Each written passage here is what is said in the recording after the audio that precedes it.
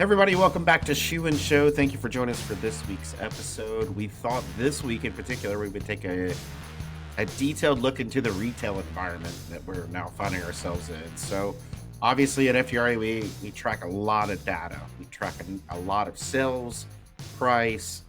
We look at inventory levels through import numbers. So we track a lot of this and we kind of give data breakdowns. But we also want to look inside the stores and a little bit inside the box, maybe, of what's happening in retail spaces. And so we wanted to bring on today Imbox, who's a partner of ours. We've got Oliver, who is the VP of Sales from Imbox, joining us today. Hello, Oliver. How are you? Hello, Andy. I'm good. Super excited to be here and talk to you as always. I Yeah, enjoy it. welcome back. Since the last time we had you on Shoe and Show, you guys have had tremendous growth in the footwear space. Maybe as we tee this conversation up, you can just remind our listeners who Inbox is and what you guys are doing in the retail space. Definitely. Thank you, Andy. So inbox protection is, I think I used to say it's magic in a box, but to make it more simple, it's shoe protection done in a closed box. And it only takes a minute. So usually our machine is not that big. It sits at the cash wrap at a lot of retail stores out there. And it's a service offered to the customer when they're checking out of the store. Gives them another good reason to come back to the store to protect their shoes again. And the protection is good against, water, stains, all the elements you can think of, and color fading as well for your nice colorful shoes or maybe the footbed of your sandals. So we're really an all season and all product service that you can use to drive revenue in your stores. Awesome. So as a customer, I walk up, I've got my shoes that I've chosen. The sales associate or the manager rings me up, and then I look to the left and behold, there's an inbox, right? And so it's basically the best way I can describe it, and you can help me here, but basically it is a large slender box where you insert your shoes. I'm guessing, as it works, you hit a few buttons based on the product type and what you're looking for. I'm sure the sales associates are trained as well to make sure that they do it correctly. And then basically it sprays the shoe with whatever protection that the consumer is looking for. Is that a good way to describe what it is? Yeah, that's excellent, Andy. We try to make it as simple as possible. So training, you can learn how to do it in 5 minutes. You really can't do anything wrong on it. So it takes maybe 10 seconds for the associate to initiate the process. And then it takes 15 seconds to spray the actual shoe with what we're proud of, a water-based fluid, free from any PFAS, harmful chemicals. It's actually a silicone-based treatment and invisible to the eye, of course. So it's a clear barrier on the shoe. And then you take the shoe out and you can put it right back on if you want to, or put it back in the box. This protection is good for 6 to 8 weeks. Yeah, I was going to ask that 6 to 8 weeks. So Yep. it's an opportunity to lure folks back into the retail space by saying, maybe even if they're part of the loyalty program and you can see what it is and see they've chosen it, this is an opportunity to send a value add email to those folks saying, hey, it's been about 8 weeks since you've been in. You might want to stop back in and code it again or make sure you protect it, especially now, like where I'm at in the Midwest, the Mid Atlantic. I don't know, we must have like 6 to 8 inches of rain, right? So like Yeah. it becomes very important at some point if you're looking for life extension. But when you're working with retail partners, just remind me, um, it's a simple setup, it's simple training, but clearly you guys have been hitting the right mark with consumers because retailers keep adding your boxes into their stores. Yeah, I mean, our story is pretty cool. I think the technology was developed around 10, 12 years ago now, really grown a lot the last 5 years. And now we have machines in, I think we're almost hitting 10,000 stores Wow. Okay. in 40 countries. Our headquarters based out of Denmark. And we actually do a treatment or we protect a pair of shoes around every second right now. So right now, shoes are being sprayed. And it's just a really convenient and easy way to extend the life of your shoe, just make them look longer. And also, that the new shoe feel when you walk out of the store. Yeah. You could be a little bit more comfortable the first time you wear your shoes. Yeah, a little bit more So confident. Interesting. Well, if you guys ever have like a company get together at Tivoli in Copenhagen, I yeah, am all in. That place is awesome. Just a side note for the listeners, if you don't know what we're talking about, just look it up. It's an amusement park, an amazing small, like really cool amusement park in the middle of Copenhagen in Denmark. Fascinating. Been there, love the city, super awesome. You mentioned the amount of doors that you guys are in, and so that's one of the key things I wanted to talk to you about today is like kind of what you guys are seeing in the retail space in terms of consumers, in terms of the workers, just the kind of retail environment that you guys are obviously working in tandem with the retailers. Like, how do you unpackage what we're seeing today in the retail space? yeah, thank you. That's a very good question. So maybe for us here, let's zoom in on the US. I think that makes the most sense. And so for you listeners, you can find our machines in DSW, Snipes, some Foot Locker, the Sporting Goods, Famous Footwear, those type of stores. Um, Around 1,000 locations here in the US, and our service, it is new to the market, so it's not something the consumer is still used to asking for. So we have some education we need to do in the marketplace, and we rely a lot on the staff associates, the teammates, the sales floor out there, that truly are the ones that provides a good in-store experience. You can have all the bells and whistles, the shoe protection machine, the Ferris wheels, but if you don't have good team, a good sales team, then all the bells and whistles don't shine as bright as they otherwise would. So that's something we're really looking at out there, because we do need their support to offer it for the consumer.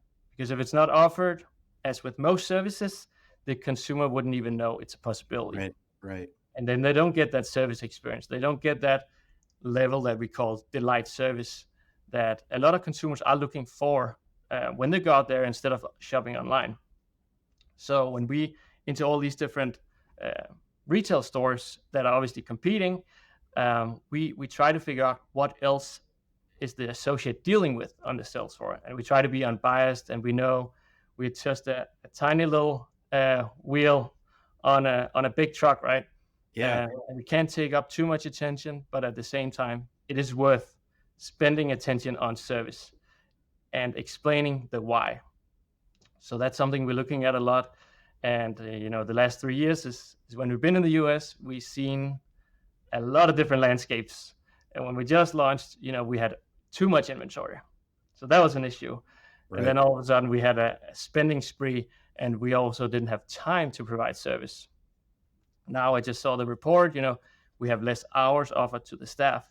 So it's another element. And what we see, and I personally do a lot of store visits, it always comes down to the sales floor and the associates out there and understanding what is they're dealing with on a daily. So we just don't just add another task to their plate, but we have to see and experience how they're feeling towards the environment they're in.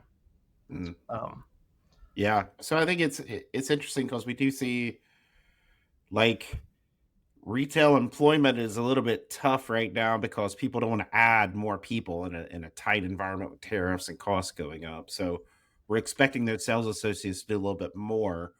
But it is something nice when you walk up to the cash register that you can give an extra value add. And you said delight. I think it's a very interesting phrase to use in terms of retail experience, but I also know that you guys have used terms um, like a loop, like a loyalty loop of getting those folks to. So I think a lot of retailers think in terms of, oh, they're in my rewards program, and that's great because you get the data and information, and you can drive value by giving them discounts and rewards and things like that.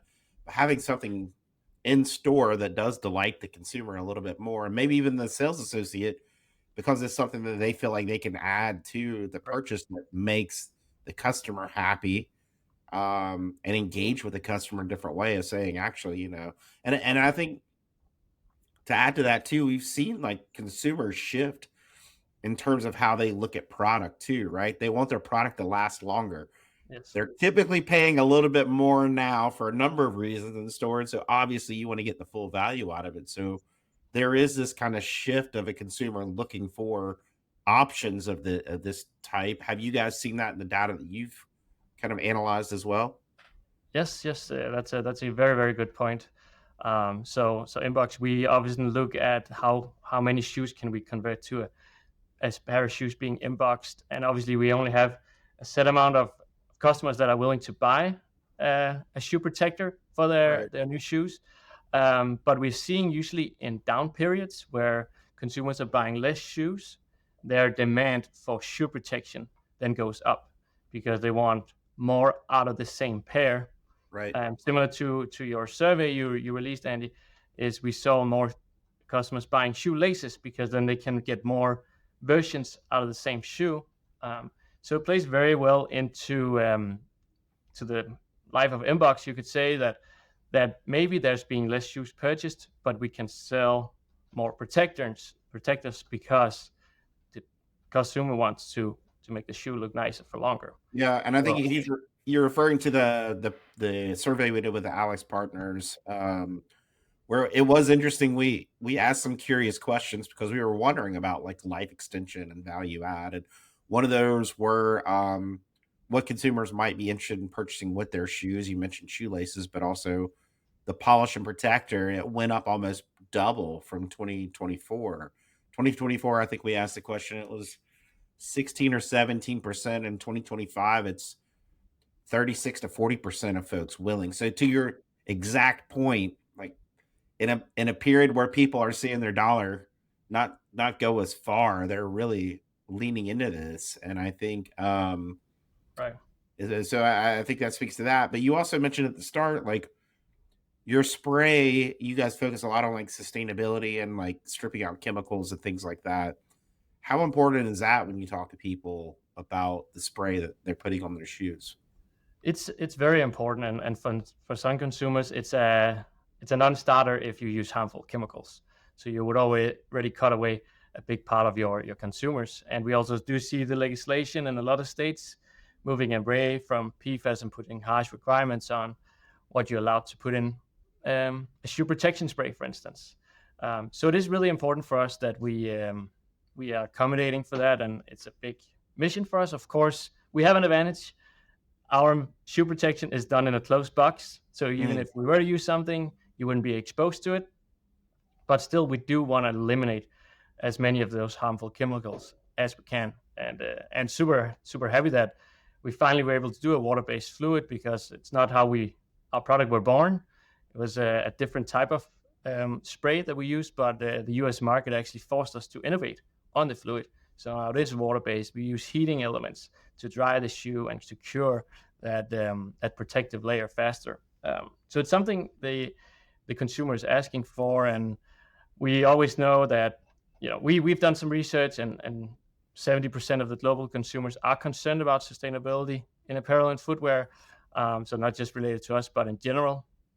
And not everyone tries to make a conscious decision right. whether to spend the extra money, but most of them are. I think it's between 35 and 40% are actively trying to buy something that's less harmful for the environment. Yeah. So we tap well into that and making the shoes last longer. Most shoes are actually thrown out. I think that's also an FDRA data point that was mentioned. Most shoes are thrown out because they don't look good anymore. It's not because they're worn out. It's just because they doesn't look as nice anymore. So Yeah. yeah, it works well for us. It really does. So your research shows like around 70% of folks care about sustainability. And then you also asked, it seems like a follow-up question, like, are you making the actual choice? And you said 35, 40%. So I think there's always this debate we have in footwear where it's like, well, we've got this sustainable product. How much more is someone willing to pay for it? Are they actually willing to pay more for it? Or is it something we just have to bake into our product as part of our ethos to do it? So Right.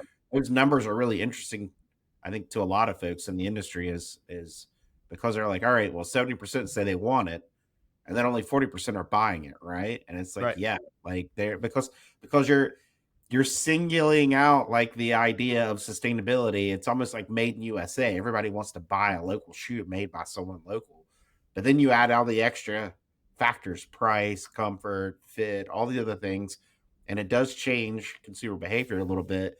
But what's interesting is you guys are kind of providing a sustainability story for the retailer of Yeah. saying, hey, like this is life extension, this is value add, and it's built in with when it's sprayed, it's actually one of the most sustainable things in the market you could put on your footwear to make sure it's protected. So it's a story that, you know, the sales associate can tell to someone. I mean, and that it kind of checks all the boxes because you walk up there, you want protection, and it's Yeah. baked in. Sustainability is baked in on what we're talking about.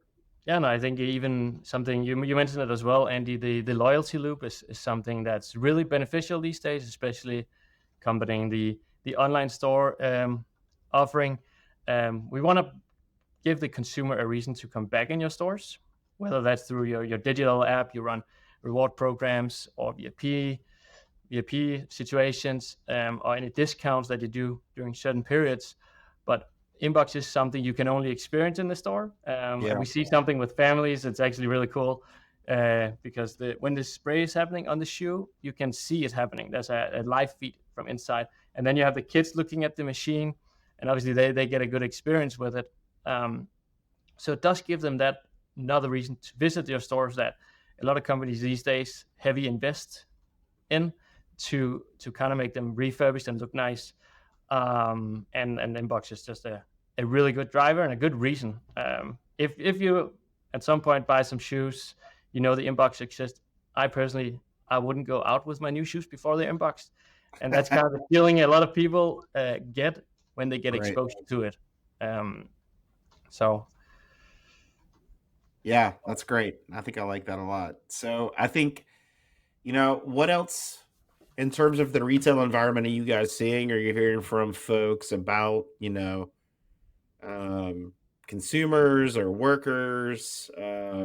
What's next for Inbox as you guys look? Are you just looking to expand, or are you gonna expand like what your options are for footwear, like to extend the product use case? yeah, no, that's a good question, and we always look at it, on a global level. So our biggest market right now is, for instance, Germany, and they are Oh, dealing with different yeah, things than the US are dealing with right now. And then you have our market in Japan; they're dealing with other things, and we try to kind of obviously are bound by NDAs and not sharing between our customers, but we do try to take learnings from different markets and try to explain to our partners what they can look out for, yeah, what scenarios you may be hit with in a few months' time, and then we explain we've actually experienced this somewhere else. Maybe this is a good idea to re-engage your staff, explain them the why of why upselling is important, or what order you should put your upselling features. Is it the credit card first? Is it the loyalty program? Is it the inbox? Is it the shoelaces? Where we see usually you want to hit them with what has the biggest chance of yes, of course. But even more important, tell your staff why is this important. yeah, Your colleague, unfortunately, he left earlier today because we don't get to give as many hours out. These things can help right, him stay longer. It can help you stay here longer. It can help you get more opportunity. So these are the things we try to talk about in an unbiased way. In terms of our product features, our machine is going to be able to do deodorizing as well. So if you're one with feet that smell a little bit, you can bring your shoes in and get that removed. And we also have some stuff for apparel because our patents does cover that. So think about baseball hats, think about handbags, all that good stuff that also needs a layer of protection and some waterproofing. So we are a scale-up company and growing fast. So now we are in 1,000 stores. We're gonna at least double that the next year. But with any company, we want to grow as fast as we can and support our partners the best way we can out there. What do you say in like Germany and Japan where you guys are really big? Is it people using your inbox for more leather-based footwear, or is it more athletic, or like is it Yeah, everything? Like, does it matter? everything actually. Yeah, We are obviously born with the idea that it's usually the shoe that you kind of raised back in the day with. This is the shoe you protect. For me right, personally, I grew up in Denmark. You protect your leather shoe or your winter right. boots from salt. That's all I knew. Right. But there's a story also to protect your summer shoes from the sand, from the ketchup, from your drinks, your beer, whatever it may be. And we learned that over time that the consumer wants to protect all their shoes, Yeah. basically. So in Germany, it is any type of shoe. You'll see it's your sandals, anything that's not rubber. And what's really cool in Germany, it's our biggest and mostly penetrated market.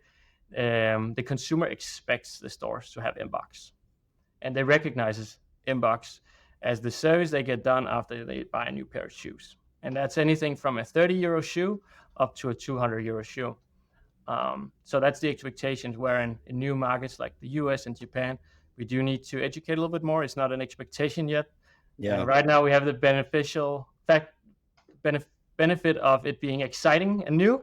Yeah. And quickly that will be overtaken by, it's just something you do. It's kind of part of the shoe shopping experience. So it's pretty cool to see. But in both markets, any type of shoe, Andy, to be honest. I feel like in Germany, you need to run like specials for Oktoberfest protection, having been there several times myself. And Yes. anytime you post, there's beer falling somewhere on someone's shoes. But in the US, I mean, I can imagine, like, it's summer's coming up. We got tons of storms and rainstorms. It's a good reminder to send out a note saying, you know what, as the summer floods start to hit and the rain happens, maybe it's a good time to come back in and get your shoe protected and take a look at some of our new options that we have. It's just a good marketing tool, I think, to get people to step back in the store. So in the US, it's very interesting. When we launched here, we had some test markets in Minnesota, in California, Florida, in the Midwest. Of course, we're here in Chicago, and we had some ideas that we thought, they're definitely going to do very well in Minnesota, right? Right. And some other markets may be tougher, but two of our best markets are Arizona and Florida. Okay. And some of the tougher ones may be up in Minnesota. Chicago does really well too, but it's really different. It does come back to the in-store experience, I would say. The stores that provide the best experience is a store that usually does the best with Imbox and converts the most. Awesome. So. What if people want to learn more? I'm happy to connect you to Oliver and Imbox. They've been partners of ours for a while and have sponsored several events. Are always at our events, whether it's our executive summit or even our Fanny cocktail party that usually happens in August. They're usually around. So I encourage you, if you see Oliver or any of the Imbox team, to say hello and engage with them. But also, like, contact them to find out, because I think this is a real game changer for experience where you're adding real value for your customer, and it creates not just an experience. I love this idea of a loyalty loop, right? Like this idea of constantly engaging the consumer with extra value, not an extra sales point, right? Where it's like, hey, like, come here. I think we as consumers get a ton of that, right? And sometimes we get tuned off. It could be a little different to engage your customer around, hey, we care about you. We care about your shoes. Like, it's been a couple of weeks. Maybe come back in and get a spray on. And yeah, you can take a look at what we got in the store that's new too. But, we care about you, kind of thing. And I think that's something unique and special that folks in our industry can do a lot more around, I think. So awesome. Oliver, it's good to see you again, my friend. You as well, Andy. Always a pleasure. I feel like I started out as the new kid in class here, and we're almost on our way to high school at this point. Well, you're in the FDRA world, so it's been great getting to know you all and feeling a part of the industry at this point. It's really cool to see familiar faces out there. Hopefully, mine is becoming more familiar as well. So yes, awesome. It's been great as always. Absolutely. And folks, shoeandshow.com is our website. You can get all our episodes on there. Every Monday, a new episode comes out where we try to focus on different opportunities in the marketplace, different issues, different challenges, but how folks are approaching it with unique solutions to help strengthen our industry. So we appreciate you listening. And until next time, Shoe In is out. Shoe In has been brought to you by the FDRA, the Footwear Industries Association focused on retail, trade, politics, and fashion, helping create and enhance conversations on all things footwear. For information about FDRA, visit fdra.org.